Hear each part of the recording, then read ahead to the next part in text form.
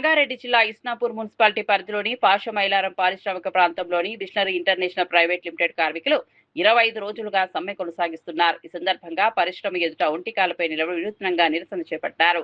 CIT రాష్ట్ర working committee సభ్యులు అతిమేల మాణిక్ మాట్లాడుతూ బిస్లరీ యాజమాన్యం కార్మిక వ్యతిరేక విధానాలను వెంటనే విరమించుకోవాలని డిమాండ్ చేశారు.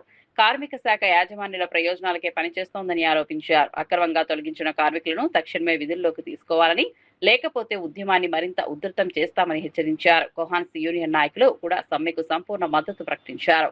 కార్యక్రమంలో సిఐటియు నాయకులు, యూనియన్ ప్రతినిధులు, కార్మికులు పెద్ద సంఖ్యలో పాల్గొన్నారు. పాషమైలారం పారిశ్రామిక ప్రాంతంలోని బిస్లరీ ఇంటర్నేషనల్ ప్రైవేట్ లిమిటెడ్ పరిశ్రమలో కార్మికులు తమ న్యాయమైన డిమాండ్ల కోసం గత 25 రోజులుగా సమ్మె చేస్తున్నటువంటి పరిస్థితి ఉంది. యాజమాన్యం వాళ్ళ కార్మిక వ్యతిరేక విధానాలకు పాల్పడుతూ కార్మిక చట్టాలు ఉల్లంఘన చేసి వాళ్ళ కార్మికుల యొక్క శ్రమదోపిడికి పాల్పడుతున్నటువంటి ఉంది. కార్మికుల సంక్షేమం కానీ హక్కులు కానీ పట్టించుకునేటటువంటి పరిస్థితిలో లేదు. యూనియన్ పెట్టుకున్నందుకు వాళ్ళ 5 మంది కార్మికులని నిర్దాక్షిణ్యంగా తొలగించింది, నిరంకుశంగా వ్యవహరిస్తుంది.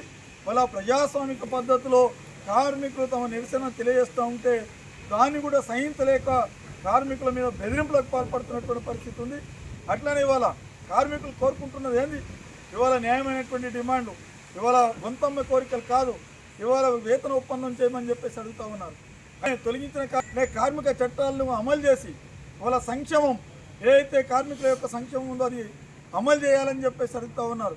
ఇవి గొంతమ్మ కోరికలు కాదు, ఇవి చట్టబద్ధంగా నెరవేర్చవలసినటువంటి ఇవాళ యాజమాన్యం మొండిగా వ్యవహరిస్తున్నటువంటి పరిస్థితి ఉంది.